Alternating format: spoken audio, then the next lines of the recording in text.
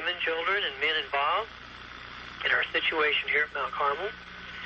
But I am really concerned about the lives of my brethren here, and also really concerned even greater about the lives of all those in this world.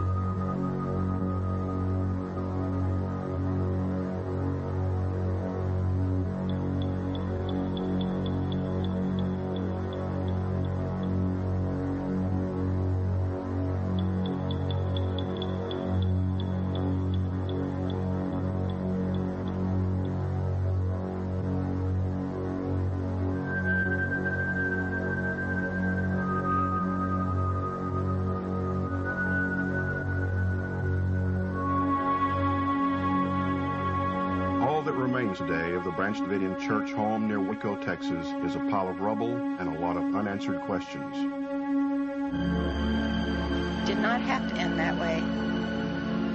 But man is so impatient and then thinks he's so intelligent. He tries to outdo God. But what the people did not understand is that they were fighting God. And if you read Psalms 2, you'll find out that God is laughing at people that think they have won the war. It's his war, and he'll finish it.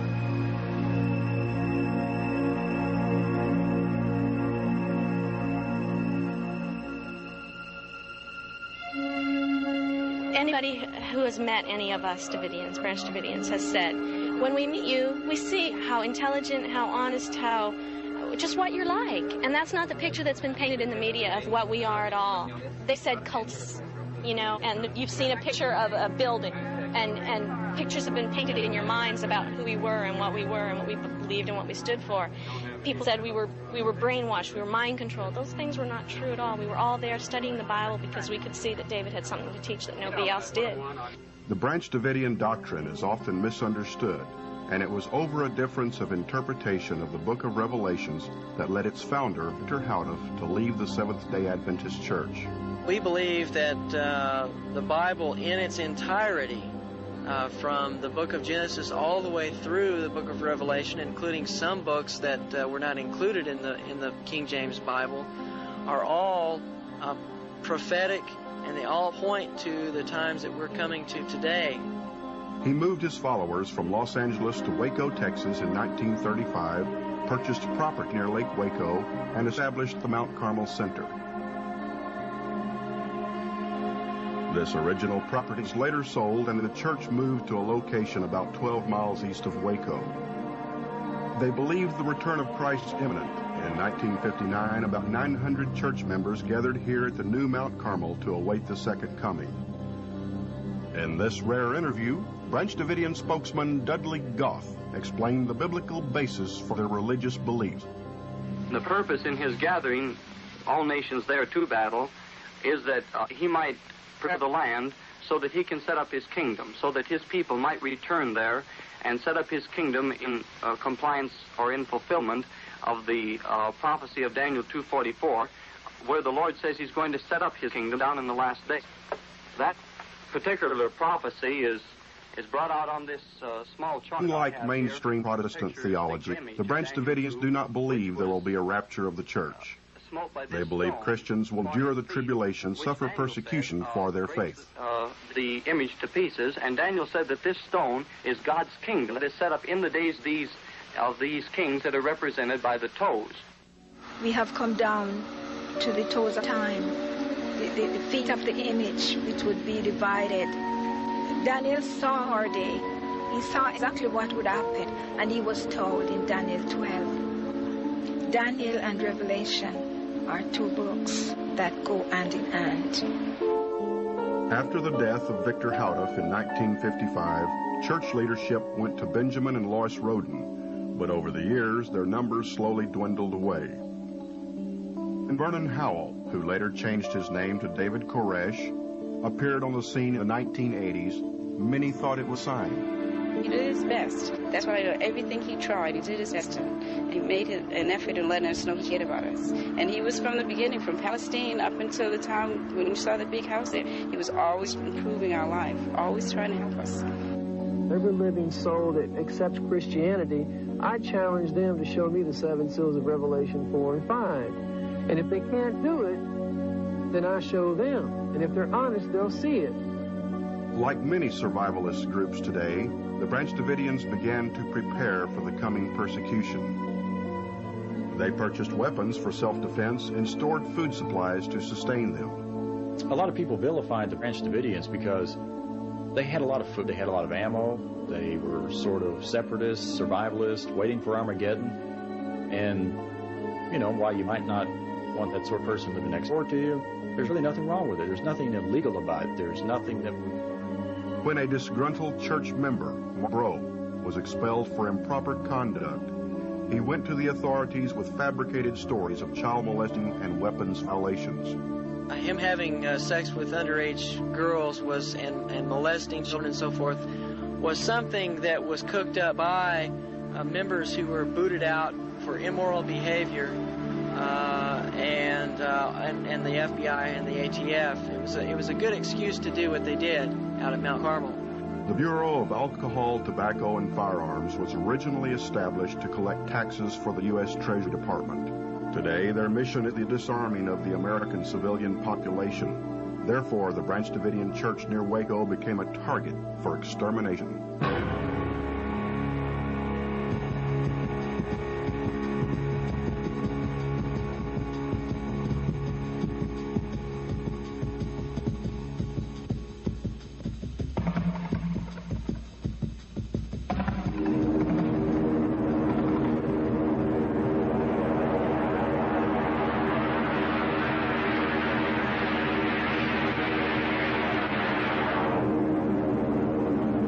Branch Davidian church members compare it to an attack on a Viet Cong village, made even more curious by the newspaper articles that had just been released.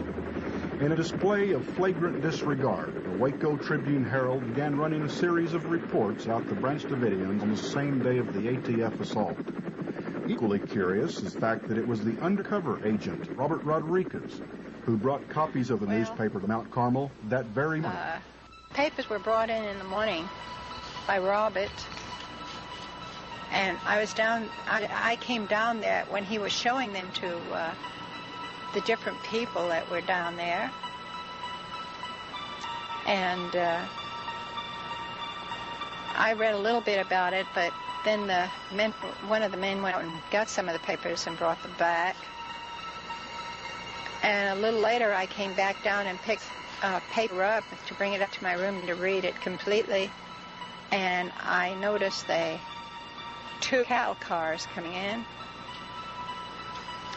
and pull up in front, and I ran upstairs to read the paper. I thought the men were going to do something with that. I didn't realize it. Catherine went upstairs to her room, and the attack on Mount Carmel began.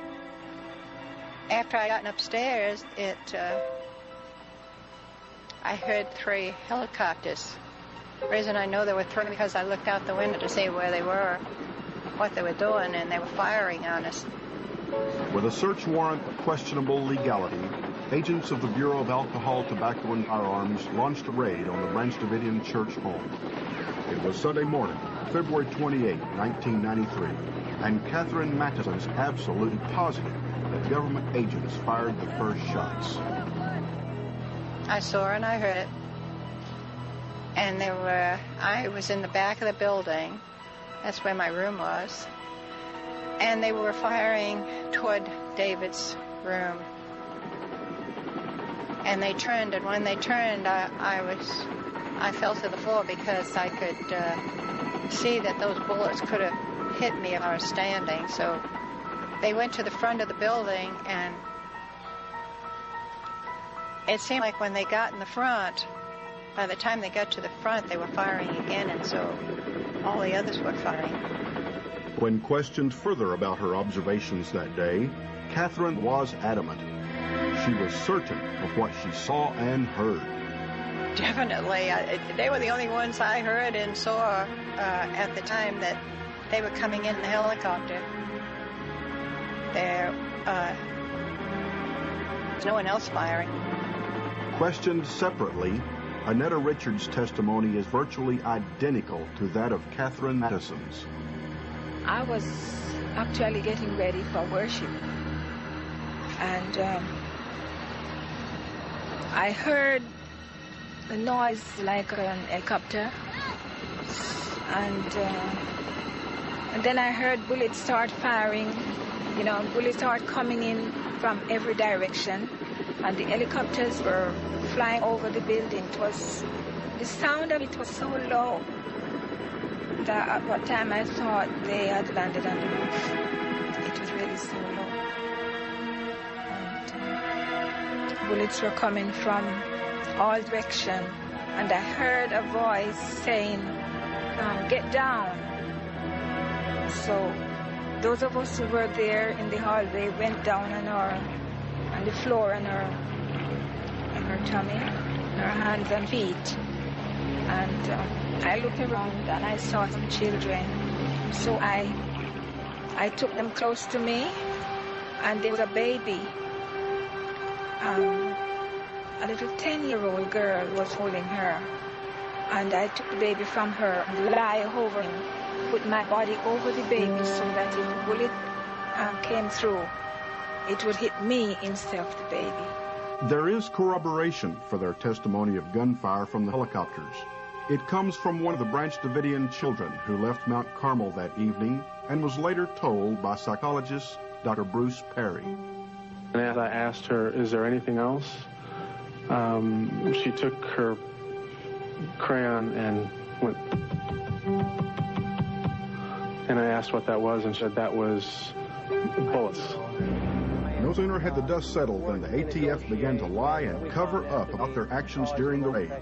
They acted as though the Branch Davidians had come looking for them. The main problem we had, I don't believe, is that we were outmaneuvered or outplanned. The problem we had is that we were outgunned. Fed up with the obvious lies, a young independent investigator named Ron Cole decided it was time to get involved. He packed his bags and headed for Waco. After talking with eyewitnesses and conducting his own research, Ron Cole arrived at the obvious conclusion. Using a scale model of Mount Carmel, he relates the sequence of events that fateful Sunday morning.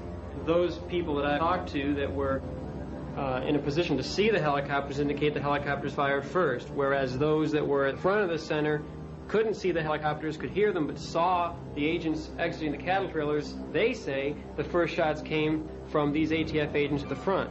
That's why I'm saying it seems to me the shots were fired from agents at the front and from the helicopters within seconds of each other, which means there would not have been enough time for some emergency code word to have been used or for someone else inside to fire the first shot that would have initiated simultaneous fire from the ground and from the air within seconds of each other. That indicates to me that this was planned in advance. It was a frontal assault from the ground and air support coming in from the back, simultaneous pre-planned attack. We practiced for it. They drilled over and over again. And And we had our plan down, we had a diversion down. When the ATF agents arrived at Mount Carmel, they should have noticed the Branch Davidian men were not where they were expected to be. Ron Cole explains. When the two ATF cattle trailers pulled into the driveway from WE Ranch Road out in front of the property, the team that was in the first cattle trailer, they were supposed to exit the trailer here and go to the under construction tornado shelters where they thought most of the men would be that morning trying to finish up the shelters themselves. The second trailer, they were supposed to disembark and crash through the front door, part of the team. The other part of the team was to come around the side, up these ladders, and into what they thought was the gun room. And another small part of that second cattle trailer team, they were supposed to go and suppress the dogs, either with a fire extinguisher or, if need be, with gunshots. In fact, so far the testimony that's come out of the trial is that the opening shots may in fact have been fired by ATF agents at the cattle trailers. When David Koresh saw the ATF agents piling out of the cattle trailers, he opened the front door and made an attempt to stop the attack. I opened the front door as they were running up. Of course, you know, their tactical expertise. They've got their guns aimed and everything. They started hollering, you know, all of them hollering what they were saying. And I was already hollering. I was saying, you know, go away. You know, I was hollering, go away. There's women and children here. Let's talk. They started firing at me. And so what happened was is that I stepped back in the door and the bullets started coming through the door. And so what happened was some of the women and stuff started firing on them. Koresh's version of the attack was later confirmed by Brad Branch in a phone call from the McClennan County Jail. When they jumped out, David opened the door and put his hand out and said, "Now hold on, we have women and children in here." And bullets started hitting the door and all through the foyer, and that's when we slammed the door. 6 Branch Davidians were killed during the attack. Among them was Australian-born Peter Gent, who was working inside the old water tower and simply looked out to see what was going on. Peter Gent was shot here on top of the water tower while he was working, cleaning out the inside of the water tower. He came to the top level that he had built. He had built several levels so that he could clean out the inside of it from top to bottom, and when he poked up over the top level there, he was shot. David Koresh's father-in-law, Harry Jones, was standing behind him when he opened the front door. Jones took several bullets meant for Koresh and died about an hour later. The child's testimony to Dr. Perry concerning the holes, the dots that she drew in the roof, corroborate with what a lot of other people that were in there said, including Catherine Madison and Dick DeGuerin. Dick DeGuerin was interviewed by Diane Sawyer on ABC Primetime, and he stated in the interview that he clearly saw the ceiling, as it appeared, looked quote-unquote like Swiss cheese because it had holes all in it from bullets fired through the roof. The only way, obviously, these bullet holes could be in the ceiling through the roof is from helicopter fire. And I've talked to David Jones' little 6-year-old daughter, and I asked her, "What did you do on February 28th? What happened?" And she said that bullets started coming through the roof, and she ran and hid under her bed, and her brother, who was 2 years older than her, ran down the hall and to the stairwell. As a matter of fact, Winston Blake, who was one of the people killed inside Mount Carmel on the first day, he was found with a bullet hole through the top of his head, and he was still holding a piece of French toast. I was stupefied when I heard the bullets coming, because it was like, you know, it was so frightening. You hear the bullets coming in, you don't know why, where, how. There was nothing you could do, you know. It was frightening. Nobody had any time to prepare for anything. It was just so sudden. The last shooting that day occurred around 7 p.m. and was reported by the news media in this manner. A couple of hours ago, about 7 o'clock tonight, there was more gunfire. 3 members of the cult came out of the compound firing at ATF agents. One of the members was killed, another was taken into custody, and a third was That news report was a complete lie. Once again, Ron Cole sets the record straight. Mike Schroeder, Bob Kendrick, and Norman Allison were not inside Mount Carmel Center in the morning of February 28th when this raid took place. All three of them were at the mag bag several miles away when they heard about the radio. They made the decision, after hearing about the raid, to try to get back home. Mike Schroeder had his wife, his baby boy inside. Nobody knew who was alive or dead or what had happened exactly. Mike Schroeder attempted a mad dash from off the property, trying to get over this fence and to the paint shop on Mount Carmel. Unfortunately, he was seen by Special Agent Darrell Dyer, who had his outpost set up since before the raid in the hay barn off the property. Mike ran towards this fence, and although he was unarmed, well, he was armed with nothing but a stun gun. Darrell Dyer emptied his 30-round submachine gun magazine into Mike, striking him 7 times in the back. Agent Dyer fired one burst at him, but somehow Mike kept on struggling. Got about 10 feet from the property line here, and where you see these sections cut off of this tree, that's where his body rests for several days, where they saw fit to remove him. The official reason for the raid on Mount Carmel was to search for illegal weapons and arrest David Koresh. However, as it turns out, most of the guns were not even there. We did have somewhat of a collection, but the weapons were never intended to... Paul Fata, who worked gun shows all over Texas and who lived up at Mount Carmel, who in fact was responsible for most of the gun purchases through the mag bag that he rented out. On February 28th, that morning while the raid took place, he was at a gun show in Austin with his son, along with most of the weapons that the ATF come there to seize. There was a business that David was conducting with selling firearms. Paul Fata and David Koresh sold guns and other merchandise at gun shows, as do many gun dealers. This was a perfectly legitimate enterprise and gave David Koresh a chance to talk to people about his religious beliefs. I met a guy one time real briefly at a gun show a couple of years ago. I was passing out flyers, and he wanted to talk guns in the Bible, so The ATF wasn't looking for Bibles when they raided Mount Carmel, but they should have known that most of the guns were in Austin with Paul Fata. The ATF had an undercover house across the street, 100 yards away from the front door of Mount Carmel Center. They had that place under surveillance 24 hours a day, every day, for weeks prior to the February 28th raid. And they had to be aware of the fact that Paul was working these gun shows. And it seems to me, unless they're completely ignorant of reality, they ought to have been able to see from 100 yards away Paul leaving to go to this gun show, and after weeks of surveillance, and several of these shows should have figured out that the vast majority of those weapons would not have even been there. Guns may not have been the only thing the ATF was looking for. Jeff Little was an analyst, a computer analyst for Yamaha of America's headquarters in Buena Park, California. And Branch Davidians Jeff Little and Wayne Martin had been conducting their own investigation of the ATF using computers located inside Mount Carmel. I think that the possibilities for Jeff Little and Wayne Martin to have been able to tap into information concerning the ATF or any other part of the federal government would be very high.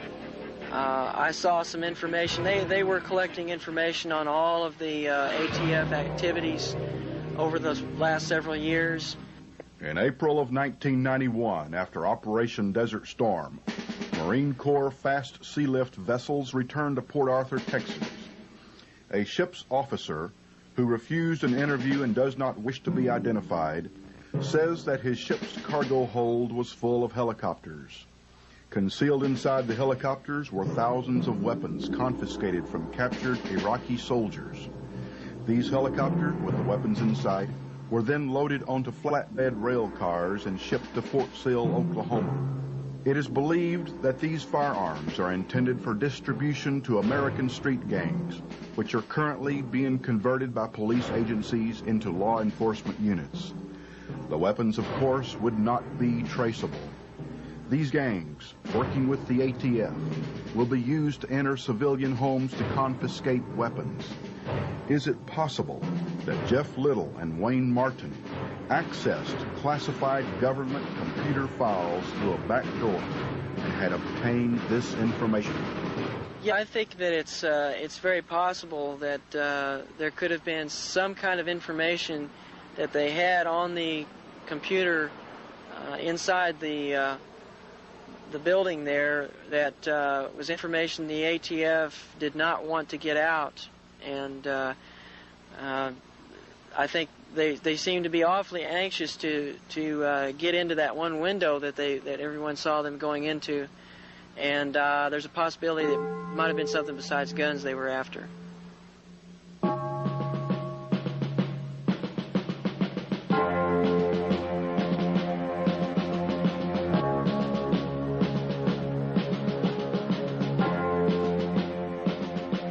Evening settled in over the dark hills of central Texas, and the long siege began.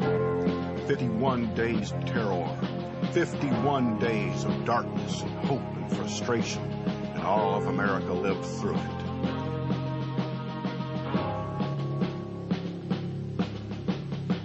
Never before in the history of law enforcement had so many personnel exerted so much effort for so little reason. The search warrant primarily listed conversion kits, which may have altered an AR-15 assault rifle, which might have been installed by the Branch Davidians, which could have created an illegal machine gun. To make such a weapon legal, a $200 tax must be paid. Therefore, the ATF and FBI ultimately spent $7 million in order to collect $200. Did the police believe David Koresh was a vicious criminal guilty of kidnapping, rape, murder, and all sorts of heinous crimes? No, they did not. McClennan County Sheriff Jack Harwell knew David on a first-name basis, and in 1987, following a shootout with George Roden, had arrested David and searched the property without incident. Americans everywhere sat in the comfort of their homes and watched the drama unfold. They witnessed the trampling of the Constitution and the Bill of Rights. Those who seek to control guns will also try to control people. Those who control the masses care not for the lives of innocent men, women, and children. The standoff at Mount Carmel gradually evolved into a surreal cosmic struggle between good and evil, freedom and slavery, free will and tyranny.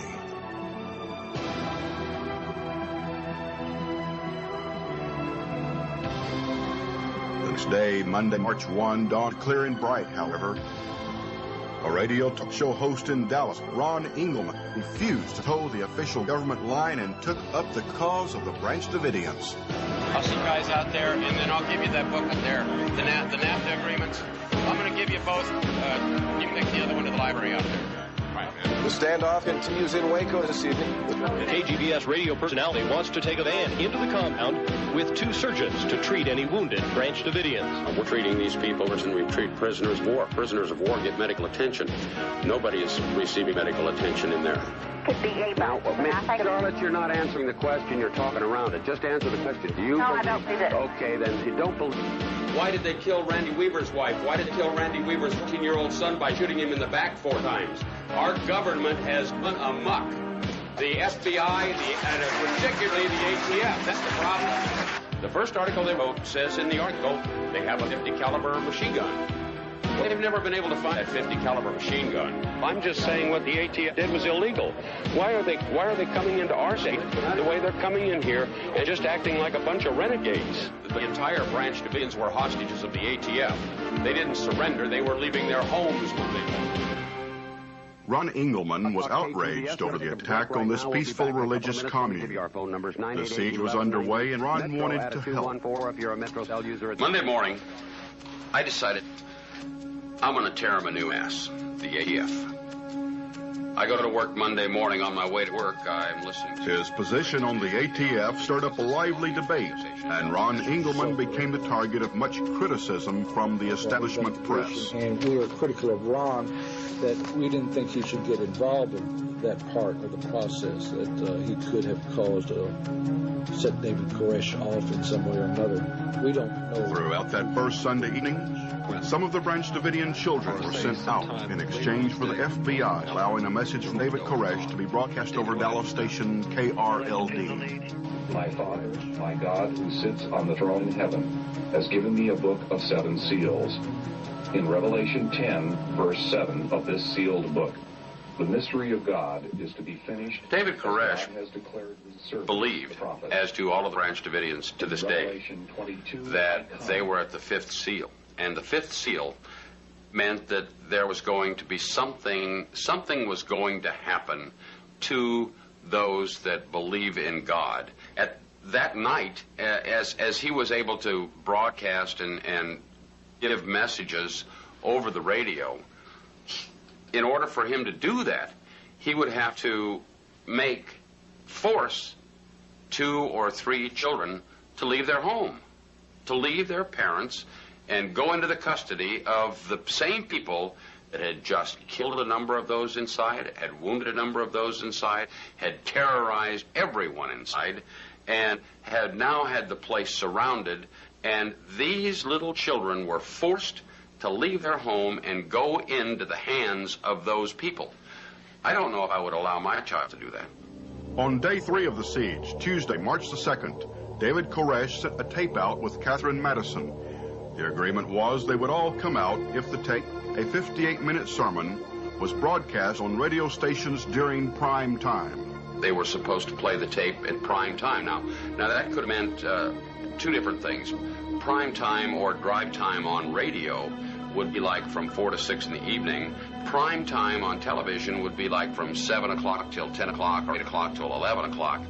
And that's when they wanted the tape played. The tape was actually played at 1:30 in the afternoon, and there's every possibility in the world that they were not listening to the tape or listening to the radio when the tape was played, and therefore never knew that the tape was played. That may be one of the reasons they didn't come out. The Branch Davidians did not leave Mount Carmel following the broadcast of David Koresh's sermon. The FBI said that David had lied to them, but later, Sheila Martin told us the actual reason for not coming out. That's one of the reasons David stayed in. He knew that the land would become ours, free and clear. My understanding is that on or about March the 22nd, 1988, a Waco judge issued a verbal order that the Branch Davidians must occupy the 77-acre plot of land continuously for a period of 5 years. Then it would become legally theirs. The 5-year period would not expire for another 20 days. Inside Mount Carmel were about 100 people. They represented a diverse racial and cultural mix of nationalities, all there for one purpose only, to study the Bible. We were trying to live in community like the early apostles did, sharing all things, having things in common. That's why we live together as a family, Like Christ said to the people of his day, who are my brothers and my sisters and mother? These that are with me, that follow me and do what I say. Their leader, of course, was David Koresh. Contrary to what the FBI told us, David never claimed to be Jesus Christ. The people inside Mount Carmel followed him because they believed he was a prophet and had great skill in teaching the Bible. We liked being there. When he had the long studies, it was because we were just having fun. And long studies were just something that was a combination of a lot of things. It wasn't that we sat there all the time. We would have breaks. We'd go off and check on the children and see what things we were going to fix for breakfast. And then we'd come back and, it's normal things that just appeared to people. But when you like something, you're going to sit there and you don't mind. And many a time it would be 1 o'clock or 2 o'clock in the morning. You'd say, it's getting late. And we'd say, no, that's all right. And he would take us on such a high level that I couldn't follow him. I like the scientific, anything scientific. He went into things about space, things about just anything. He hit every subject there was. And he could give you knowledge about it like you would never learn anywhere else. Vernon Howell thinks he's the Lamb of God, when all he is a chief thug who interprets the Bible. Whatever you may think of David Koresh, just remember that your opinion was established by the FBI, which had a tremendous stake in villainizing him. The persons who follow true religion follow a message, a ministry. Persons who follow a cultic leader follow a man, a messenger, a person. And it's mainstream religious leaders such as Dr. Jerry Falwell joined the government's critical view of David Koresh. My main object was following truth. It was not following a person. Their religious beliefs, that's their belief. I mean, each person's religion is his own business. I mean, just like each person's politics is. I mean, those who lived near Mount Carmel, such as Walter Dulock, proprietor of a grocery store in Elk, knew the Branch Davidians and had no problem with them. Yeah, there's one guy, this fellow Woodrow Kendrick, that they got charged with murder. Well, he was in our store a lot of times. He run a charge account with. He do it. There wasn't nothing wrong with that guy. I mean, you know, I don't know about his personal life, but I mean, to me, he was just an average guy that walks in the store. It is true that David Koresh had children by some of the other women at Mount Carmel, but our investigation finds the charges of child abuse were false. There were several previous state investigations which also failed to produce any evidence of abuse, and the case was officially closed on April the 30th, 1992. We had no evidence, so it was a very frustrating time for us. Talk about this sex business there, I mean, with the underage girls. I don't know whether that's true or fact, or whether that's just, I mean, you know, all I know is what I read in the paper and see on TV.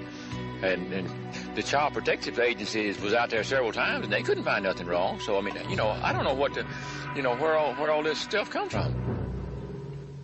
The siege wore on, and all communication with the outside world was cut off.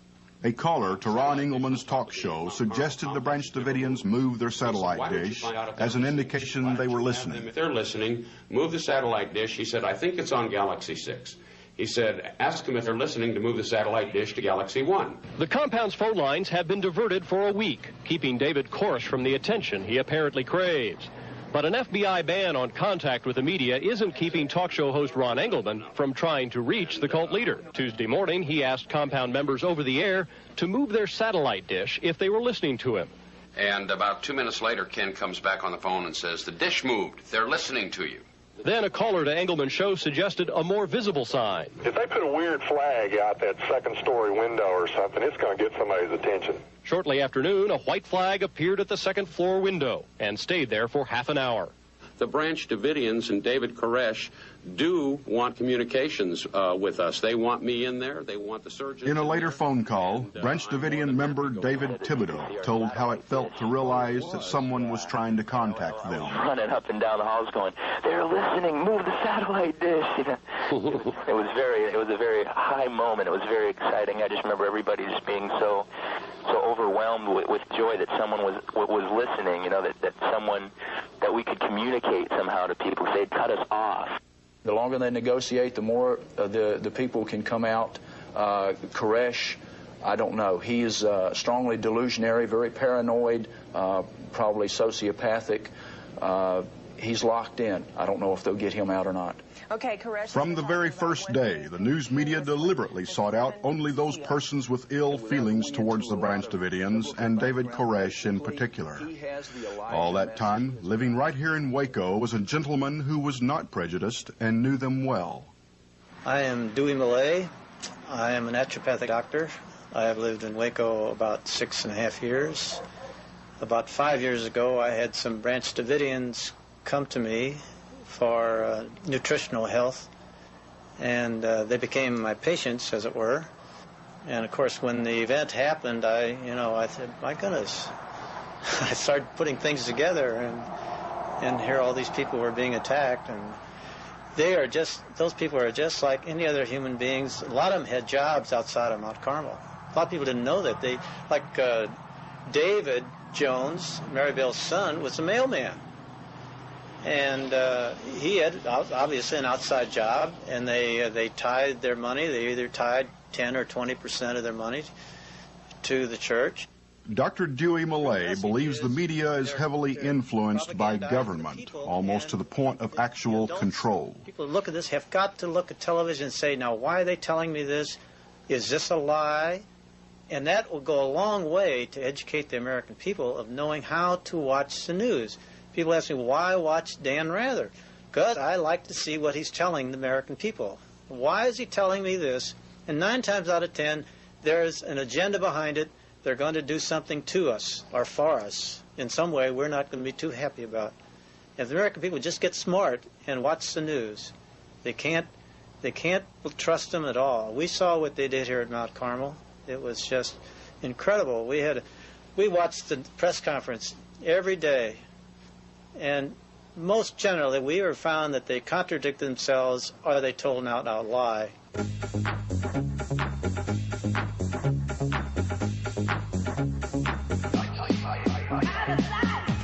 ATF agents attempted to arrest the head of the cult, a 33-year-old man who claims to be Christ. He's been described as a beer-drinking guitar player with 15 wives. He claims to be Jesus Christ.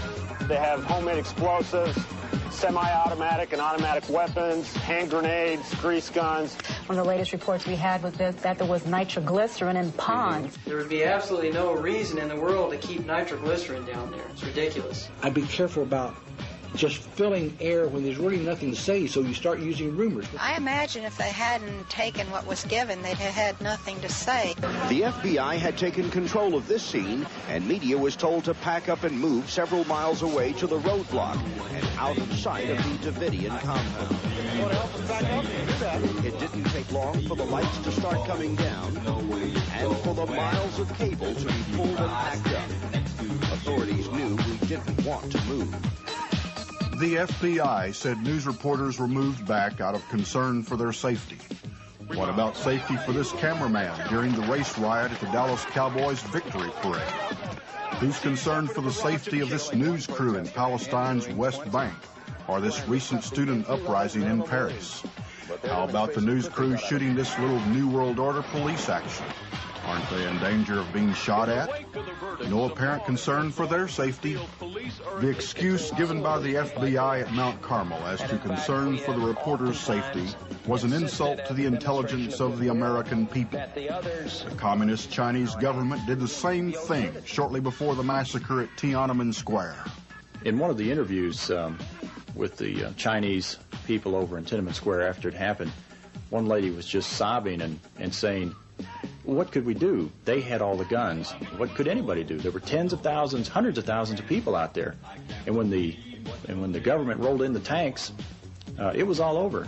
They didn't care whether they killed those people or not. They ran all the reporters out so there wouldn't be any witnesses. Same thing that they did down in Waco. In other parts of China, all they knew was what the government was telling them. They had heard that these people in Tiananmen Square were a bunch of bad people, a bunch of revolutionaries.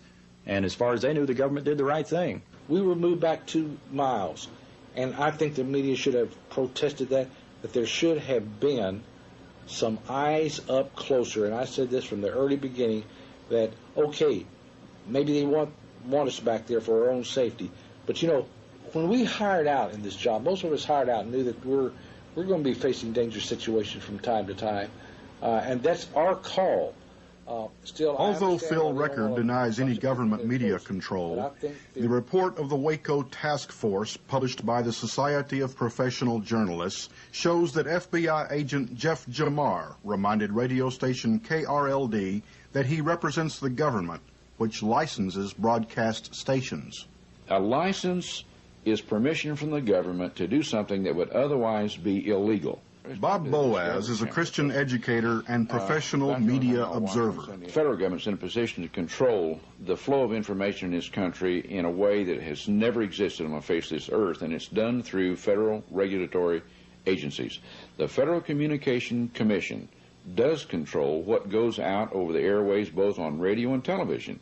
There have been instances of radio stations burning up, of licenses not being renewed, of radio stations and television stations being audited by the IRS to the point they couldn't conduct their business. And anyone in that business, I'm not in it, but I'm not stupid either, and anyone in that business that knows that if they go against government policy, Washington, D.C. policy, they're going to be in trouble. As the stressors are continually applied to him, he does seem to retreat more and more. We are concerned that he's perhaps going through a mental decompensation and that he is, in fact, becoming more delusional. 1 month after the deadly raid, agents moved closer to the compound, but not to a resolution.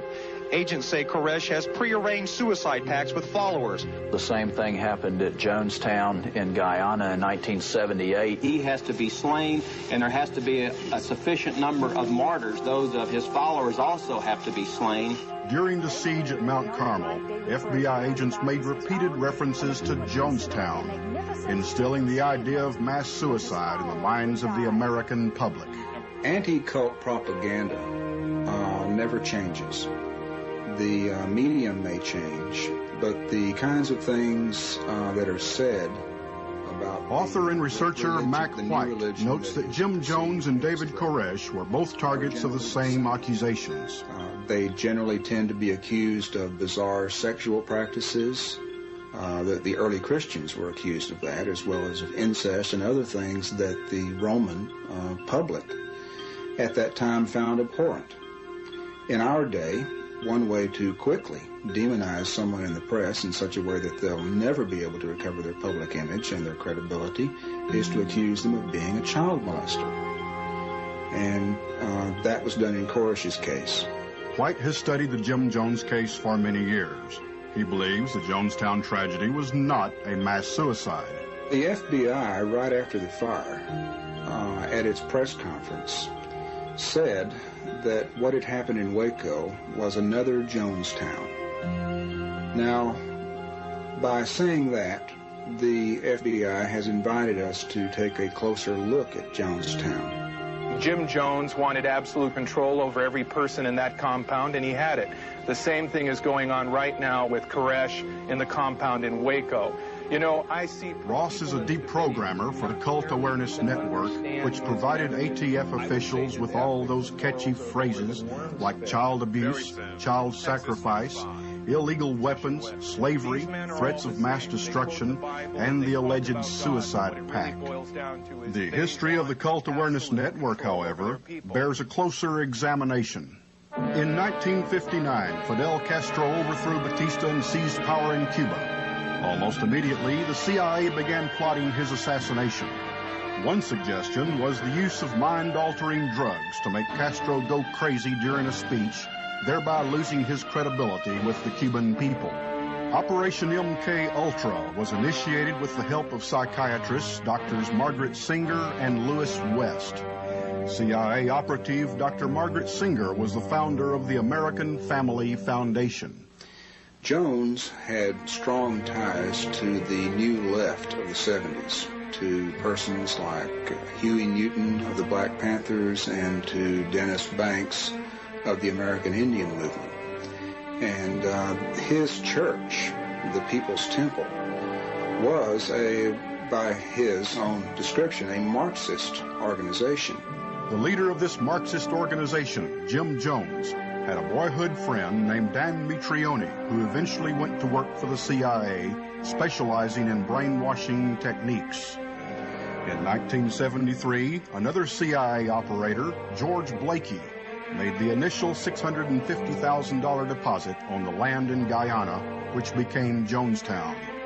At the same time, Operation MK Ultra began directing its attention on religious cults. There have been many allegations over the years that in some way the CIA's MK Ultra program may have been involved in what happened at Jonestown, and that perhaps in this way Jones was manipulated through drugs or hypnosis.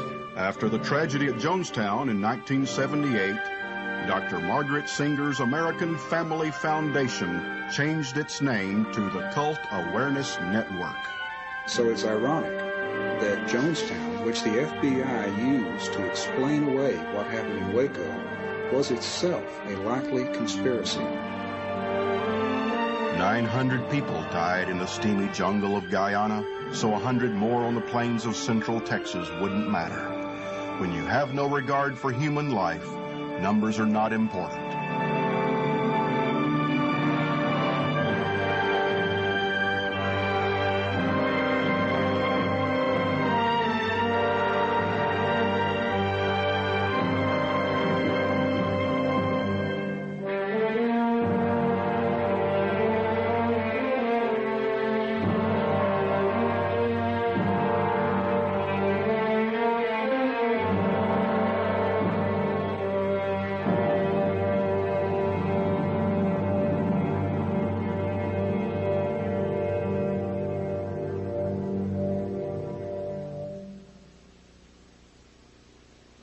I happened to be over at the Bentley Hotel. I was seeing Catherine Madison, Branch Davidian, and after I was through visiting with her, I was downstairs talking to Rita Riddle, and the phone rang, and it was Derek Lovelock saying that he had been released from the county jail, and would somebody come get him. Derek made it pretty clear in his mind that the people that were back there, none of those survived. They were on the east side away from the camera. And there are some rumors and reports about people seeing things that went on there. We don't know how accurate that is.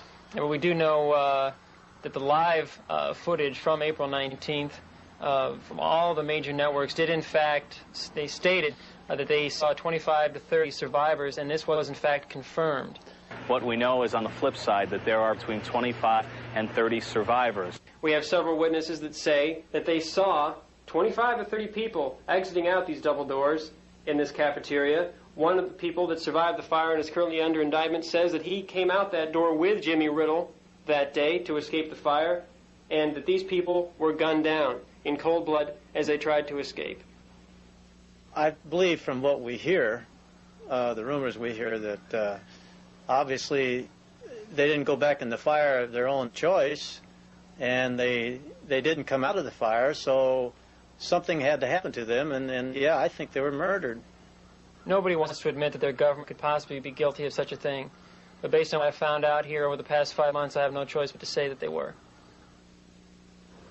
You listen to his music for 20 years. I still listen to it. He's been fighting for right to keep and bear arms as long as he's had a handgun since he was a kid. Ted Nugent.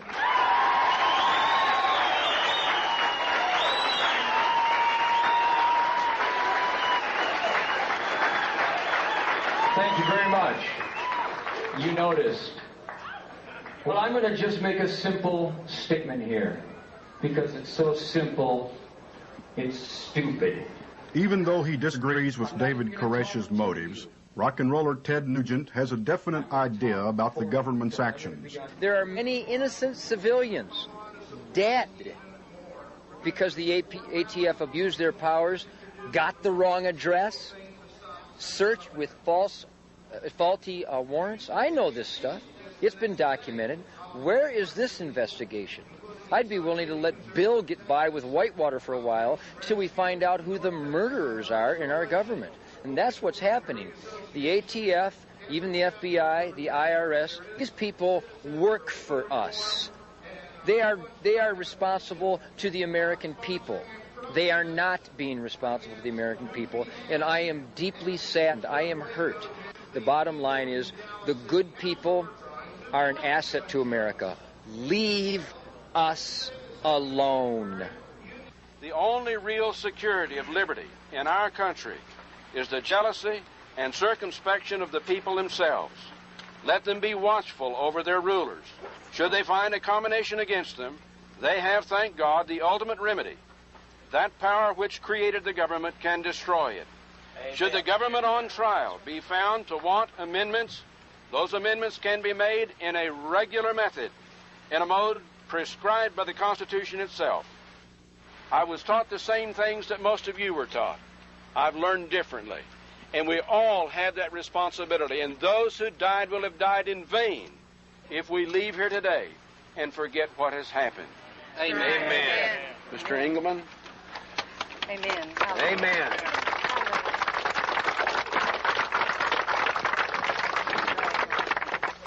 I'd like now to read the names of all of those that lost their lives here during that 51 days. Cyrus Howell, David Koresh, Rachel Howell, Star Howell, Sherry Jewell, David Jones, Perry Jones, Michelle Jones, Serenity C. Jones, Bobby Lane Koresh, Steve Schneider, Judy Schneider, Mayana Schneider, Sonia Murray, Douglas Wayne Martin, Wayne Martin Jr., Anita Martin, Sheila Renee Martin, Lisa Martin, Peter Gent, John McBean, Peter Hipsman, Ulrich Shinobi, Beverly Elliott, Floricita Sonobi, Susan Benta, Lisa Sherry Doyle, Pablo Cohen, Raymond Friesen, Kathy Andrade, Jennifer Andrade, Chanel Andrade, Mike Schroeder, Sandra Hardile. The following names we don't have the last names of: Stone, Sonia, Rebecca, Dabo, and a pair of unnamed twins. BATF agents also lost their lives here, and we're here to memorialize all of those that lost their lives. The following BATF agents: Stephen Willis, Robert J. Williams, Conway LeBeau, Todd McKenna. Now, I think we'd like to spend about a minute just in silent prayer, if you don't mind.